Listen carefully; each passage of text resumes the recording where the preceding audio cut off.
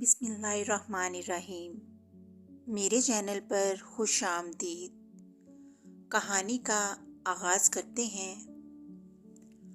حسام ایک تاجر تھا اور عمرو عیار کا دوست تھا۔ وہ جب بھی تجارت کا سامان لے کر بغداد میں آتا تو وہ عمرو عیار کے گھر میں ہی رہائش اختیار کرتا تھا۔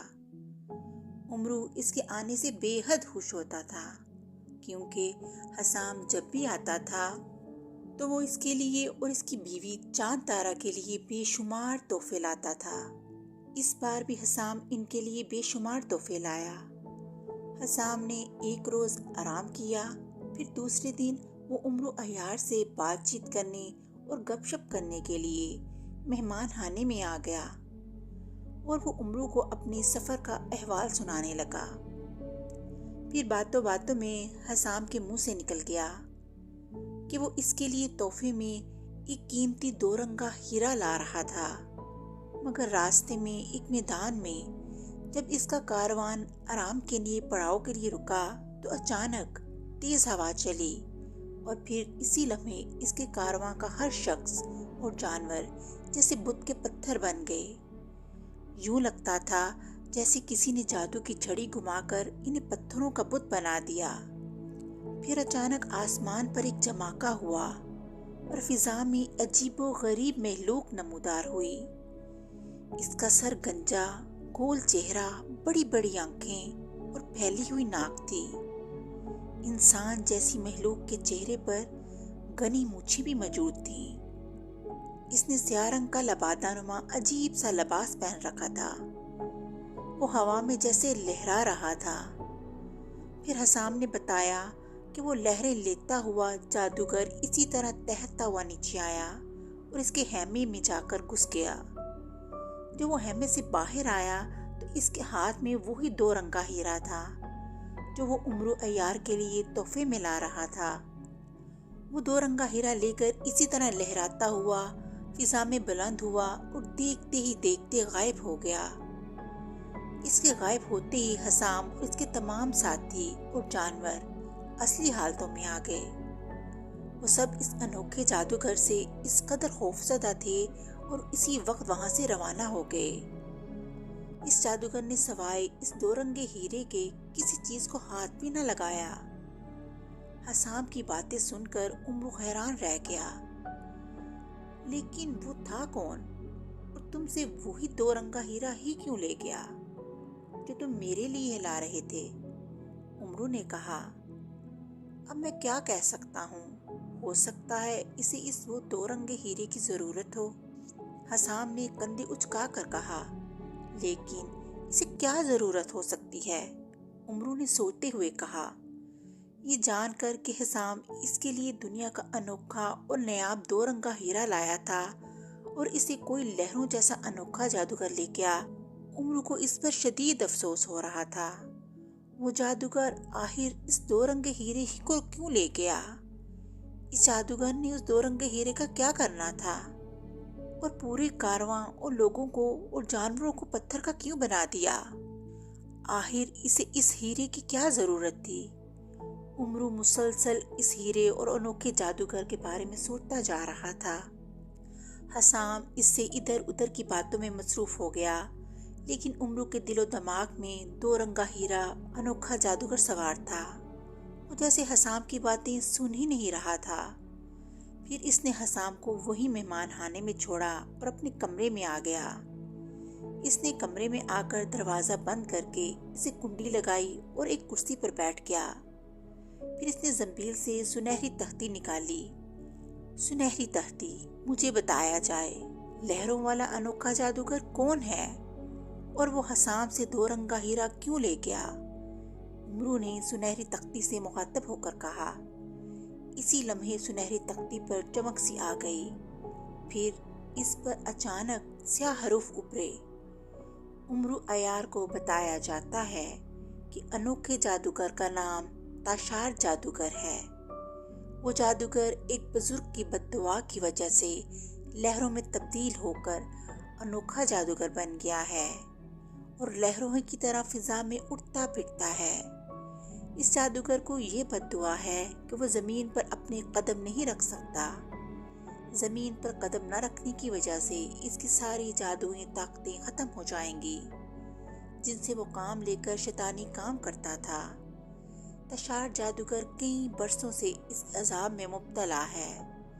اس جادوگر کو اس کے ایک دوست نے بتایا تھا کہ اگر وہ کہیں سے 2 رنگا ہیرا حاصل کرے، اس ہیرے کو ملک ایران کی شہزادی رخسار کے سامنے لے جائے اور شہزادی رخسار جس کے پاس ایک مقدس سنہری منقع ہے اس کو حاصل کر لے۔ سنہری منقع حاصل کرتے ہی تشار جادوگر پر اس نیک بزرگ کی بد دعا کا اثر ختم ہو جائے گا اور وہ اپنی اصلی حالت میں آ جائے گا۔ تشار جادوگر جب 2 رنگے ہیرے کو ایک میدان میں رکھ کر اور اس کے گرد حصار باندھ کر 7 روز تک ایک منتر پڑے گا تو اس 2 رنگے ہیرے میں تیز چمک آ جائے گی۔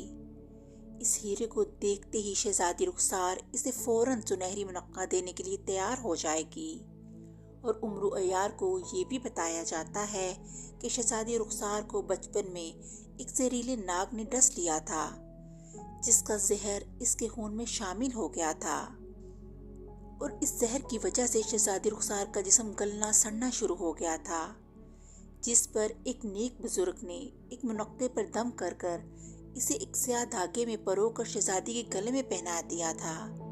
اس منقع کی وجہ سے شہزادی رخسار پر اس زہر کا اثر رک گیا تھا۔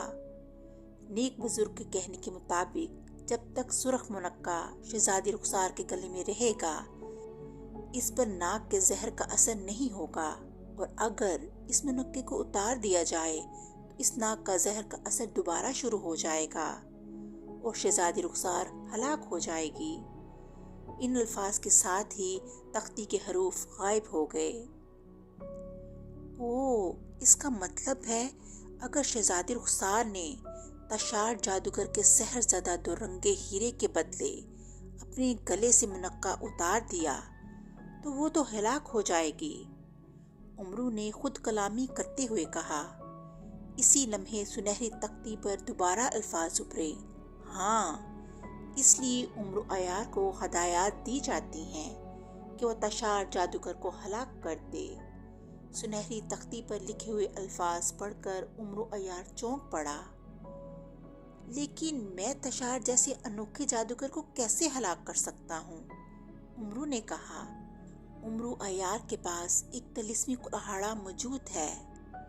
اس کلہاڑے کو اگر امرو عیار تشار جادوگر کی گردن پر مار کر اس کا سر کاٹ دے تو تشار جادوگر اسی وقت ہلاک ہو جائے گا۔ یاد رہے، امرو عیار کو سیاہ کلہاڑے کے ایک ہی وار سے تشار جادوگر کا سر کاٹ دینا ہے۔ اگر تشار جادوگر کا سر اس کے درد سے کٹ کر نہ گرا تو تشار جادوگر اسی وقت امرو عیار کو ہلاک کر دے گا۔ اس کے علاوہ جادوگر کے پاس چونکہ جادوئی طاقتیں نہیں ہیں اس لیے وہ امرو عیار پر جادوئی وار نہیں کر سکتا، لیکن اگر تشار جادوگر نے امرو عیار کو چھو بھی لیا تو امرو عیار اسی لمحے جل کر بھسم ہو جائے گا۔ سنہری تختی نے امرو عیار کو ہدایات دیتے ہوئے کہا، اس انوکھے جادوگر کو مار کر مجھے کیا ملے گا؟ وہ 2 رنگا ہیرا؟ وہ تو پہلے ہی میرے پاس ہے۔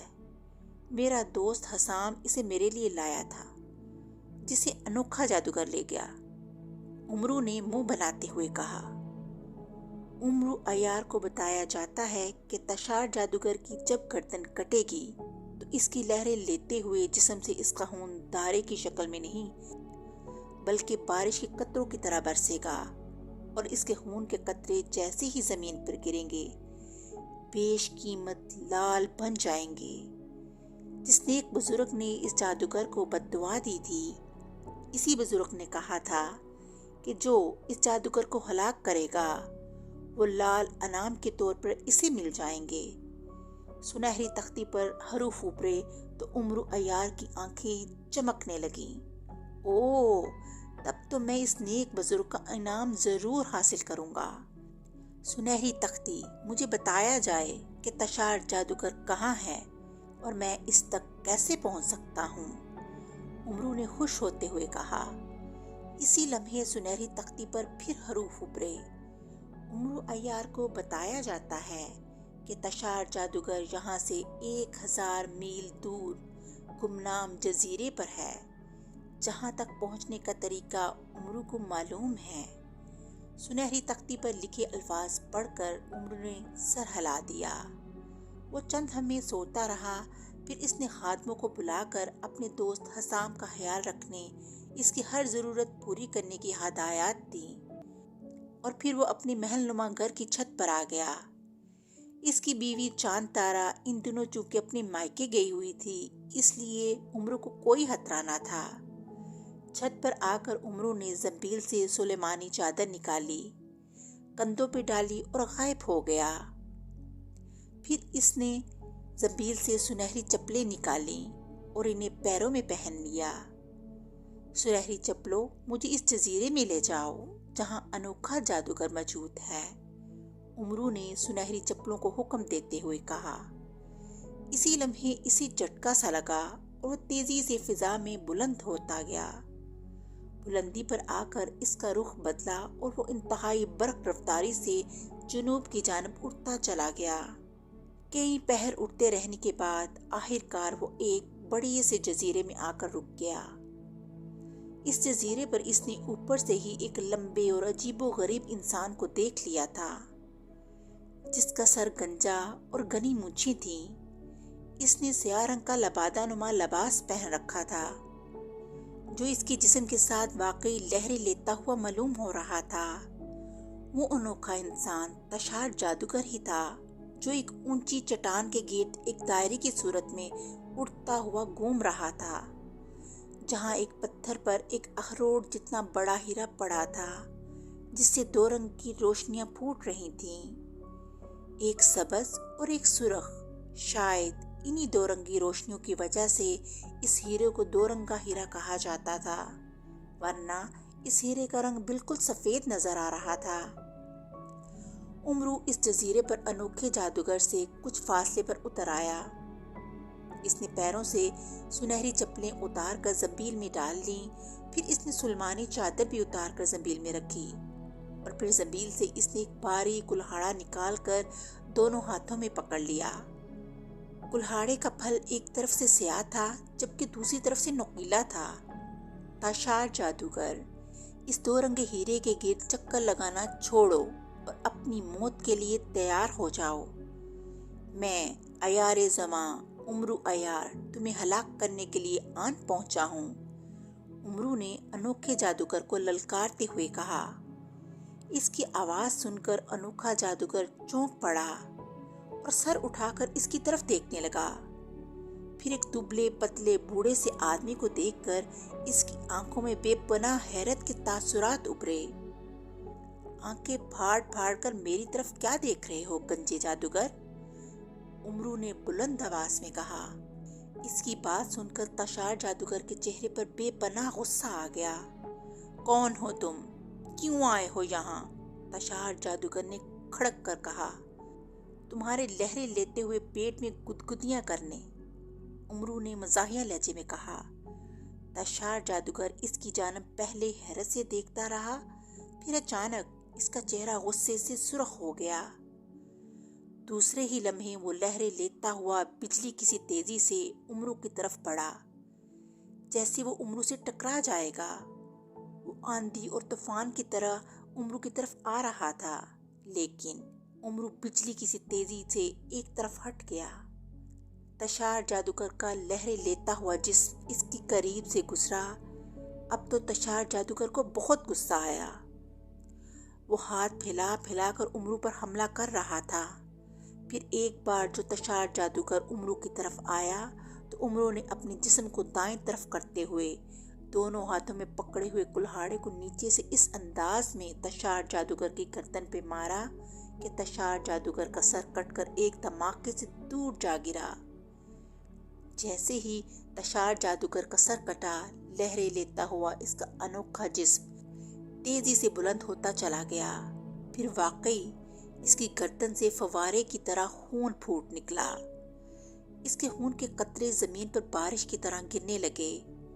زمین پر گرتے ہی خون کے قطرے لال بن گئے اور پھر وہاں جیسے قیمتی لالوں کا ڈھیر لگ گیا۔ اس قدر قیمتی لال دیکھ کر امرو جیسے خوشی سے پاگل ہو گیا۔ اس نے وہاں دیوانوں کی طرح ناچنا شروع کر دیا۔ 2 رنگا ہیرا اور بے شمار لال اب صرف اس کے تھے، جنہیں حاصل کر کے وہ خوشی سے پاگل ہو رہا تھا۔